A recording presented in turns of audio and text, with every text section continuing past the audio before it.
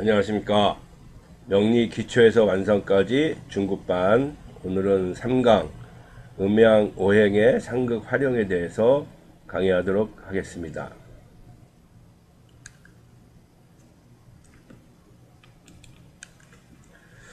오행의 상극이라는 것은 내가 그러니까 무엇을 어떻게 할지 가늠하다는 그런 의미를 가지고 있습니다.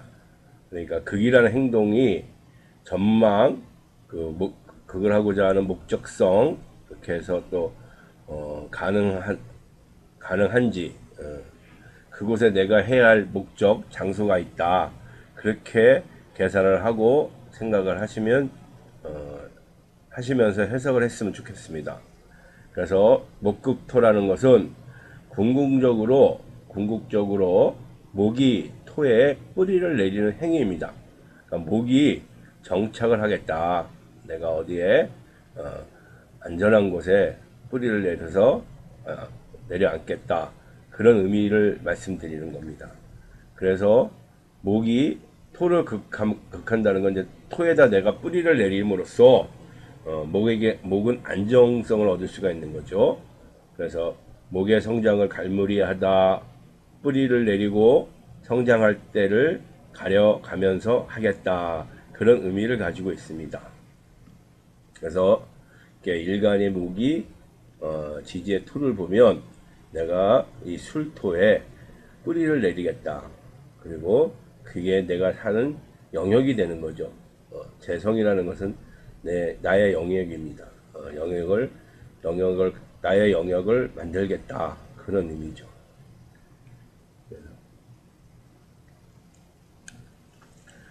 그래서 목국토는 발전지향적인 것이 아니고 안정지향적인 것입니다.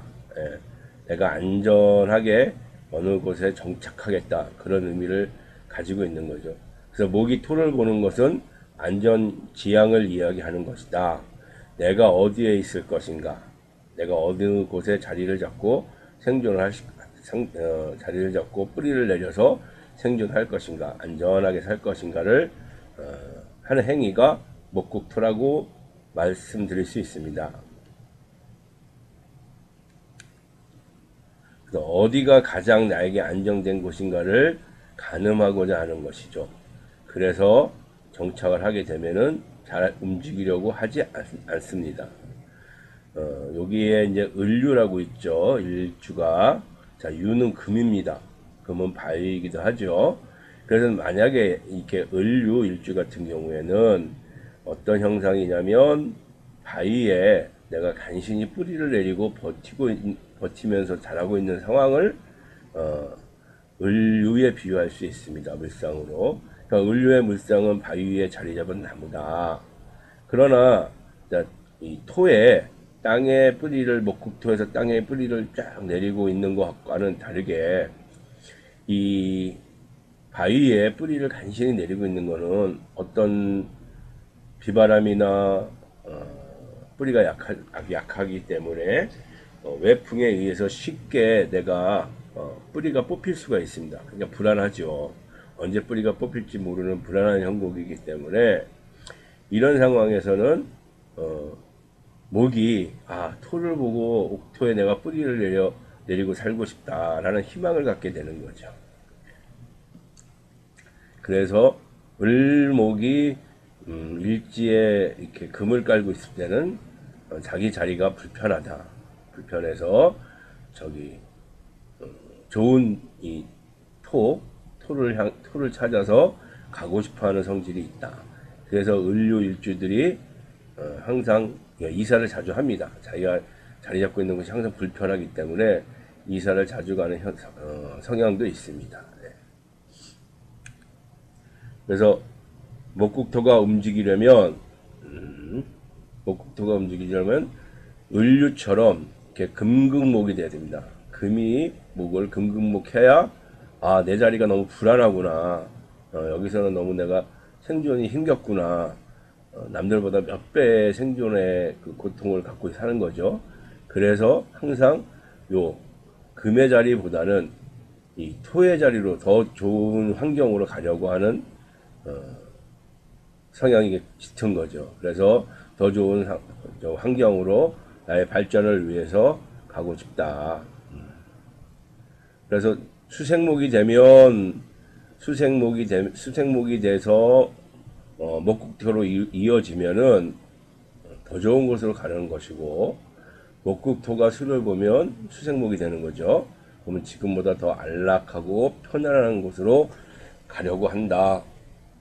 그런 의미로 해석을 하시면 됩니다. 그래서 금금목이 되면 목은 자기가 뿌리를 내리고 있는 자기 현재 상태가 되게 불안한 상태죠. 예.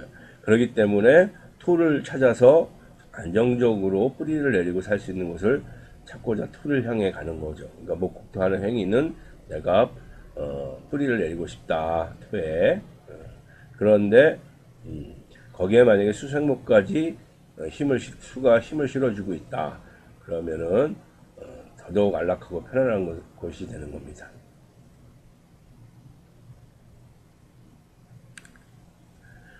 그래서 아이 같은 경우는 목국토, 사주에 목국토가 되어 있다면 환경 변화를 함부로 주면 안 됩니다. 환경 변화를 함부로 자꾸 환경 변화를 주면 그 적응하는 데 대한 굉장한 스트레스가 있고 환경에 대한 그 불평불만이 나올 수가 있습니다.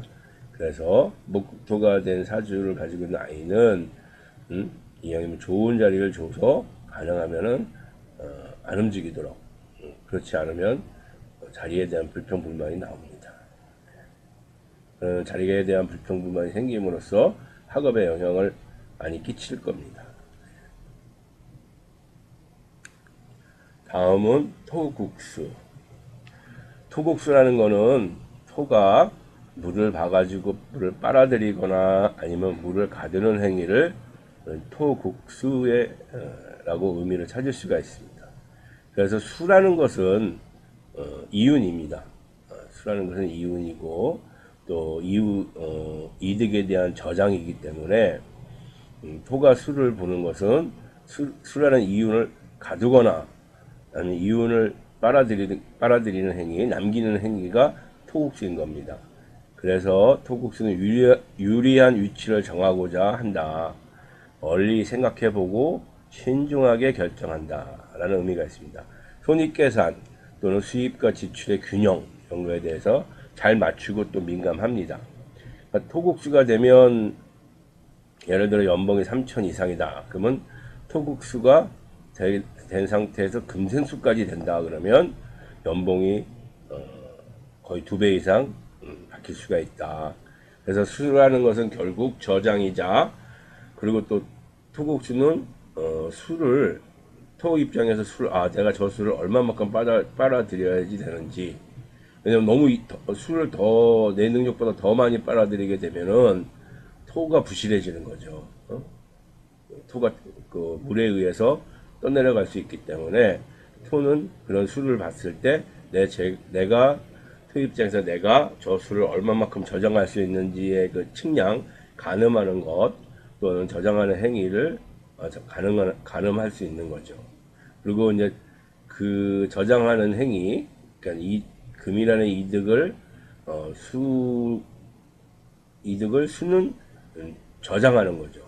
저장하는 거기 때문에 저장하는 행위는 금생수라고 보는 거죠. 그래서 얼마나 수를 저장해야 하는지 계산기를 두들겨서 내가 어느 정도 내 능력이 이만큼 되니까 이만큼의 수를 받아들이겠다고 하는 그 계산은 계산할 수 있는 능력은 토국수이다. 이렇게 생각하면 되겠습니다. 사주에서 보면은 이렇게 수는 위에서 아래로 흘러가는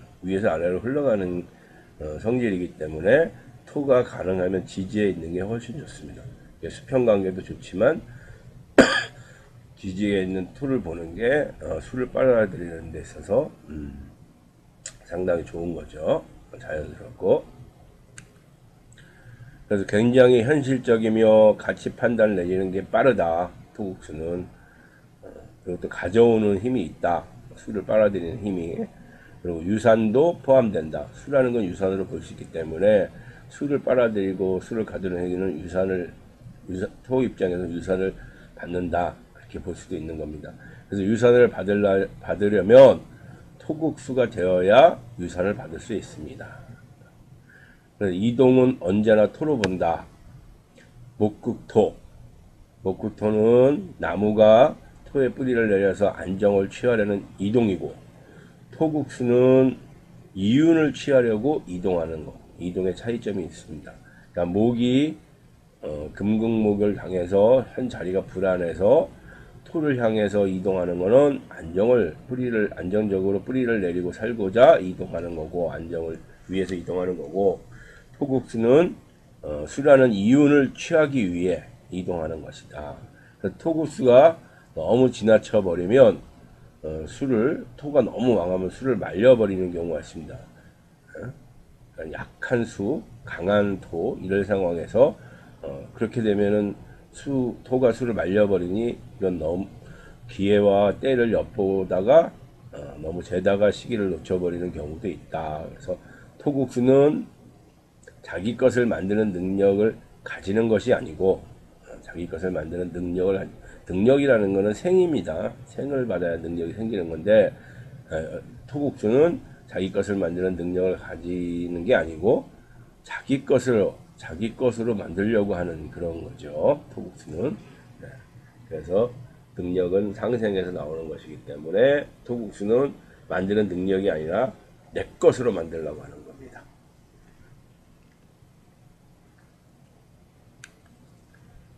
그 다음에 수국화.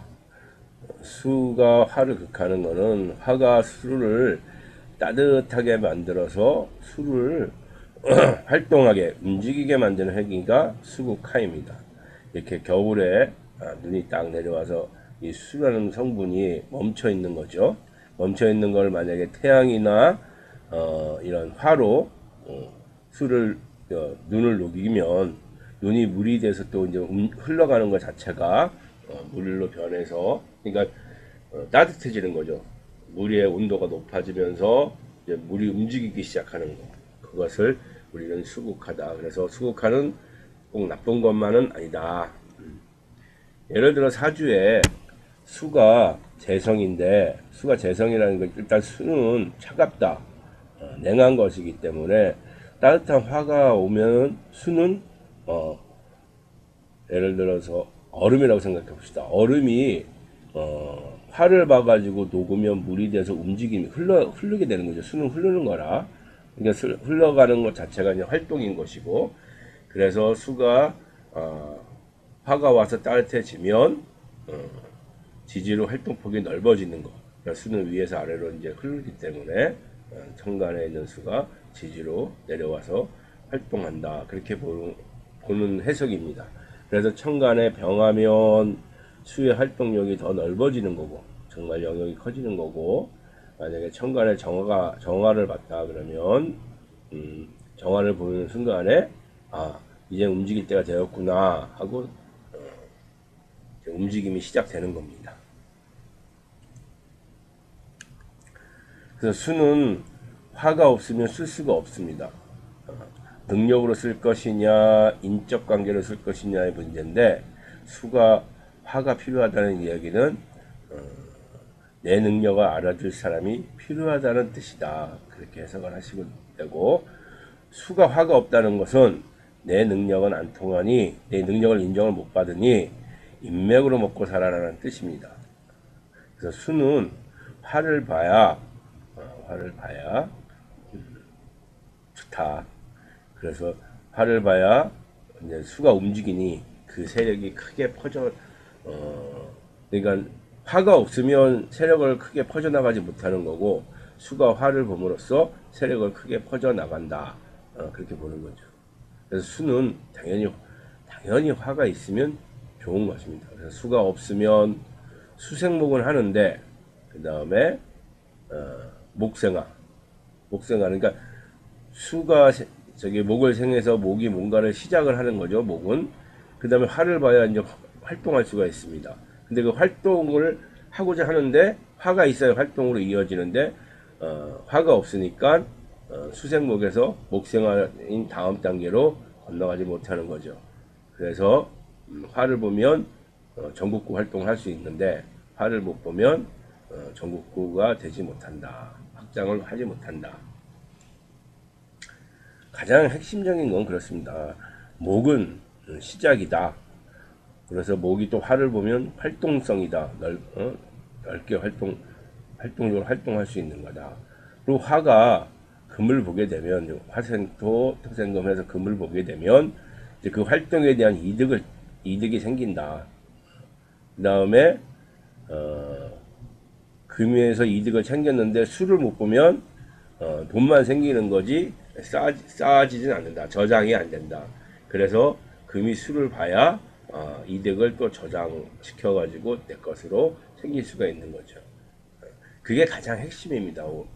그게 가장 핵심인데 그거를 우리가 이렇게 다양하게 해석을 할 수 있다라는 명목에서 좀 설명을 드리는 겁니다. 그래서 화극금은 화가 금을 재련을 해서 가치 없는 금을 가치 있는 금으로 만드는 행위를 말하는 겁니다. 그래서 화극금은 노력한 결과가 생기다. 화극금한 노력, 그다음에 화가 금을 재련하는 것이 헛되지 않다. 그리고 화는 금을 재련하기 위해서 정성을 다한다. 끝장왕이다. 그래서 화극금은 ing 진행 중인 것이어서 이때 뭘 바꾸거나 움직이거나 하지 않아 완벽히 한쪽으로 치우쳐서 그것만 열심히 할 수 있는 것입니다. 화는 금을 재련하는 데만 집중한다. 돈을 위해 양심을 희생할 수 있는 것도 악질 반동군자가 될 수 있는 것도 내가 최고가 되어야겠다 하는 것도 화극금이라고 해석을 하시면 됩니다.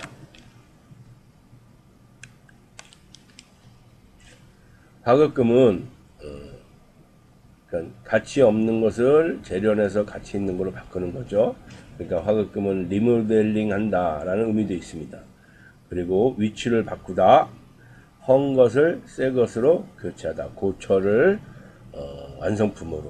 완성품으로 바꾸는 것도 해당됩니다. 그래서 화극금은 한번 정해지면 바뀌지가 않습니다. 그래서 한번 남편이 정해지면 웬만해서 남편을 바꾸지 않는 거죠. 그래서 화극금이 수국화가 되면, 그러니까 화가 극을 향해서 열심히 매진하고 있는데, 만약에 수가 와서 이 화를 극해버리면, 화가 금을 위해서 공을 들이는 것을 이제 안 합니다. 그런 행위를. 그러니까 화는 금을 재련하는데 매진을 해야 되는데, 수가 와서 이제 야 그렇게 고생할 일이 뭐가 있어? 그런다고 뭐 달라질 거 있어? 이런 식으로 이제 정화를 흔들게 되는 거죠. 이럴 때는 이제 자기가 해야 될 역할, 자기 화로서 해야 될 역할을 안 하고 또 엄한 곳에 생각이 들고 어떤 그런 상황에 변화를 주려고 하다 보면 위험해지는 겁니다. 그래서 내가 가장 소중하게 생각하는 거, 내가 가장 열심히 공부하던 전공 과목 이런 것들이 평상시 화가 금을 향해서 쏟았던 이런 정성들이나 이런 그런 행동들이 이제 시시하게 느껴지는 거죠. 수가 와서 화를 극하면서 화의 마음이 이제 달라지고 변화가 생기는 거죠. 그래서 화극금 되고 있는 상황에서 대운이나 새에서 수기운이 들어와서 화를 수국화하면은 안 하던 행동을 하고 다른 거에 관심을 갖고 그렇게 됨으로써 좀 내 것이 아닌 거에 관심을 갖게 되니까 위험해진다, 이렇게 해석할 수도 있는 겁니다. 그래서 천간의 병화나 정화가 천간으로 또 임수나 개수가 들어오면 자기가 여태까지 살아왔던 거에 대해서 올리 금만 바라보고 살았던 거에 대한 회의감, 그리고 또 내가 금만 보살피던 그런 행위들, 그런 거에 대한 무의미함, 그런 걸 느끼는 시기가 됩니다. 화극금 된 사람들은 월급쟁이 하는 게 제일 행복하다. 이런 사람들 잘 살려면 화극금 다음에 그러니까 수국화가 들어오는 게 아니고 화극금 다음에 금생수로 이어져야 된다. 그러니까 화극금 그 다음에 내가 화극금한 그 금이 금생수 이렇게 이어져야 잘 산다. 그래서 화는 활동이고 금은 이득이고, 그래서 화의 활동에서 금이나 이득을 챙기지만 금이 수를 못 보면 남는 게 없다. 그래서 금이 이득을 챙기고 남으려면 이득을 저장하려면 수를 봐야 금생수에서 수를 봐야 저장할 수 있다.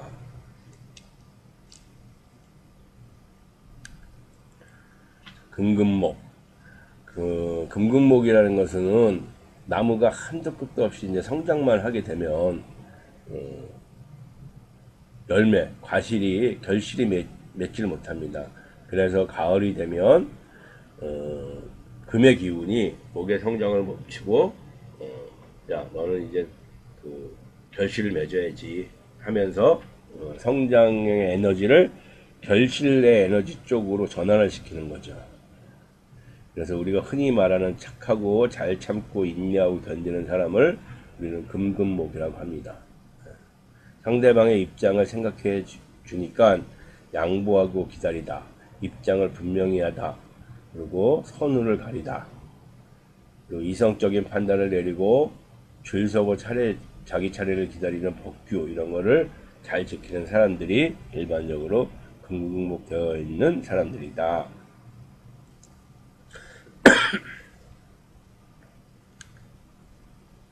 그리고 이제 금금목의 성향은 눈치를 잘 살핍니다. 다른 사람과 틀리지 않게 살려고 노력하니까 내가 다른 사람하고 좀 달리 행동하나 하는 그 다른 사람들에 대한 신경을 쓰는 거죠. 그렇게 살아도 문제가 없으려면 금생수, 그 다음에 수생목 이렇게 되어야 바르게 살 수 있습니다. 열심히 일하고 열심히 눈치 보고 이러면서 세상의 순리대로 돌아간다는 뜻을 우리 금금목에서 알 수가 있습니다. 그래서 반드시 금금목도 수가 있어서 수생목이 되어야 이러한 것들도 다 가능한 겁니다. 그러니까 상식적인 사람들로 주변에 꽉 차 있. 그러니까 금금목이면서 금생수까지 되어 있으면 주변에 상식적인 사람들로 이제 가득 차 있다. 그래서 금금목만 되면 금금목만 되고 수생목이 안 되면 주변에 상식적이지 못한 인간들로 가득한 거죠. 네. 그래서 가장 좋은 거는 이렇게 금생수, 수생목 이렇게 생으로 이어지는 것도 상당히 좋다.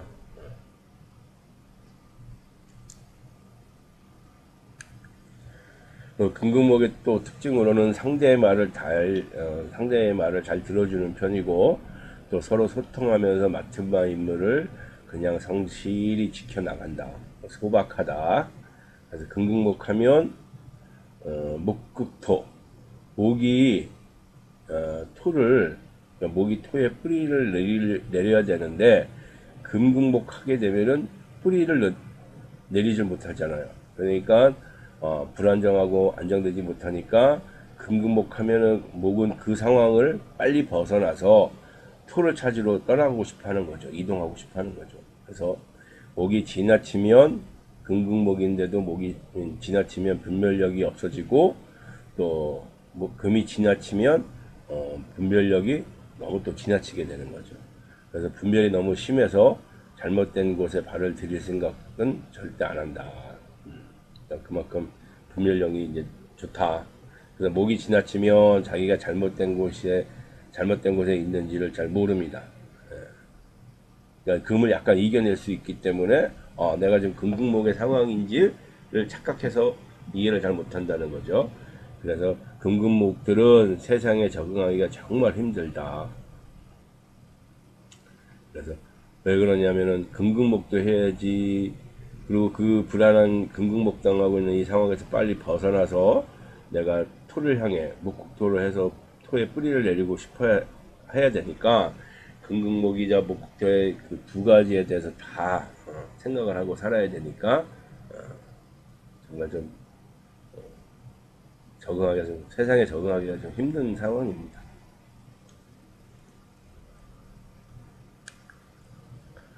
오늘은 음양오행의 상급 활용에 대해서 설명드렸습니다. 감사합니다.